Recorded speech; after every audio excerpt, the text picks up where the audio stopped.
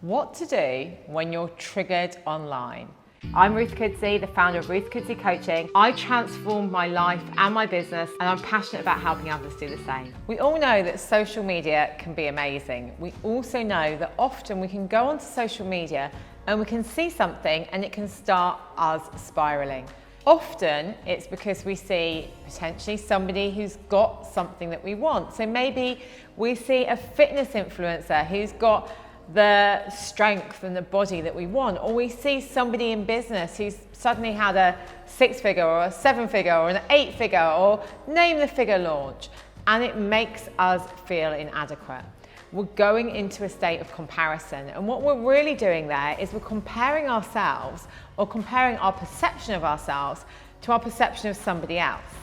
We know, and logically we know, and rationally we know, that nobody puts the bad bits on social media.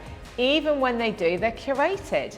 Nobody tells about all of the things that they failed in order to get to where they are. And therefore, we're not comparing like with like. We're thinking, oh my gosh, this person has just made 7 figures in their business, and I'm stuck here struggling to get my first client. How will I ever be like them? And we know that when people make more money in their business, they get more people who work for them. So that person probably has beautiful photos, like I do for my amazing photographer.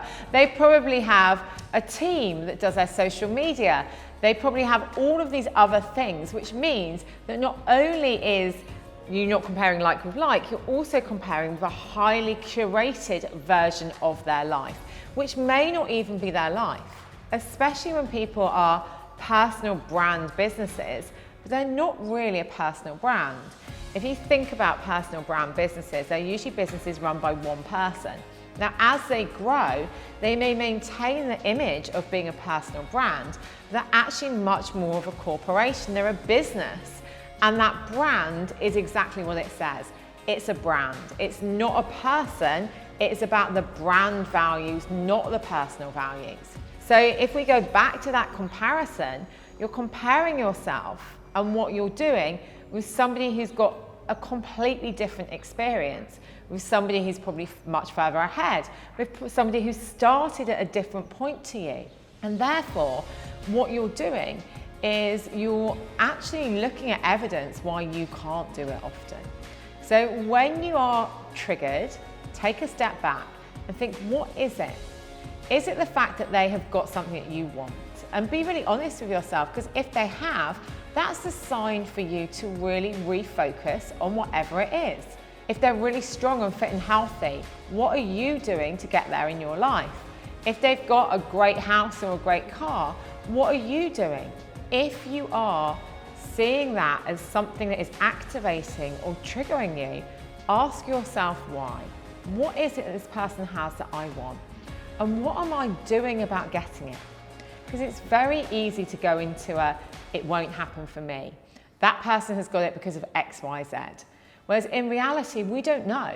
We don't know if that person that fronts a brand or that person who does the Instagram really does have those results. We don't. I mean, we can see visually, but we don't actually know. We don't know what they've sacrificed. We don't know what their life really looks like. We know what their version of their life they put on social media looks like. So remind yourself rationally about these things, and then ask yourself, what is it that I want and what am I going to do to get that thing? Being triggered, or as I like to say, activated, is actually a sign that you want something. So you can start working towards it. And remember, if somebody is continuously activating you, if they're making you feel bad, that isn't about them. They are not making you do anything. You are the person who's feeling bad. And I saw this recently. Somebody was saying on social media, people who constantly talk about money make me feel bad. I was like, that's really interesting, because the people that are talking about money, they're not directly talking to you.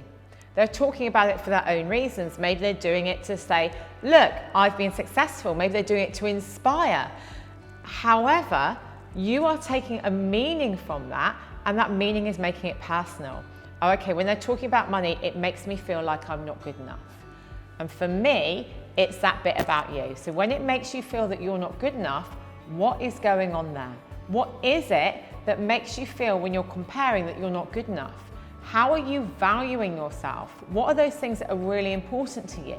It may be that money isn't even important to you, but you're using it as a stick to beat yourself with because you're not at 6, 7, 8 figures, whatever it may be.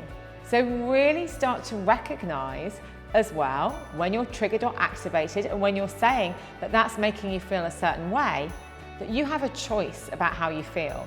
You have a choice about the meaning that you're going to take from that and what it means about you. Because in reality, nobody else is going to prove your worth. You have to understand, okay, these are my values and what's important to me. This makes me feel bad, therefore what shall I do? If something makes you feel bad, unfollow, block, but equally do that work. Equally look at, why is it making me feel bad? Why does it make me feel inadequate? Where does that come from? What is it that makes me believe that somebody who has more money than me or someone who is slimmer than me is better? And how can I believe something different? Because ultimately, you cannot control what anybody else does. All you can do is control how you respond. And quite often when we're on social media, we're reacting and we're reacting and we're reacting. And the more that we react to these things, the more that we're reinforcing negative beliefs about ourselves, beliefs that may not be true. So first of all, it's really thinking about what is activating you. And then it's like, okay, so this is making me feel not good enough. What does make me feel good enough? Where do I feel confident and comfortable? Why am I not spending more time there? We get sucked into, and we do it on purpose. You know, the places do it on purpose. We get those dopamine hits when people like our stuff or when we see good things. But also, we get stuck into that negative cycle. So understanding why you're triggered, understanding what that means that you want, so what's that symbolizing you, and what you're going to do to get what you want based on that trigger or activation. Equally, if somebody is continuously making you feel bad, and remember that won't be personal to you, taking action, blocking them, stopping following them, snoozing them, and then really thinking about that part of you that you want to work on. If you don't feel good enough, what makes you feel good enough? You can curate your social media feeds as well of things that make you feel positive, that make you feel uplifted, that make you feel recognized. You are the person who is in control of what you consume. Very much like we're in control of what we eat, we're in control of the social media that we consume. So think about that. Think about if you went to a restaurant, would you eat things continually that made you feel bad? If you got a negative reaction from something, would you continue to do it? You wouldn't.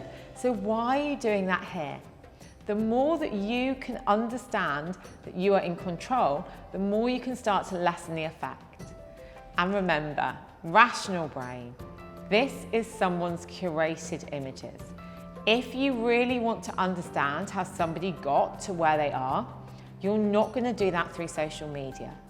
Maybe you'll do that through listening to podcasts about them, reading stories, understanding that the struggles are there as much as the success. And if you only focus on the success and you believe the hype, you're probably not going to be able to work through the struggles because you're not going to think that that's going to be there for you. I always think I love being activated, as I call it, because it's a sign for me. What do I want? Where do I need to work on myself? And actually, what diet am I feeding my brain? The next video is over here, but before you go, remember to like, subscribe, and ring that bell.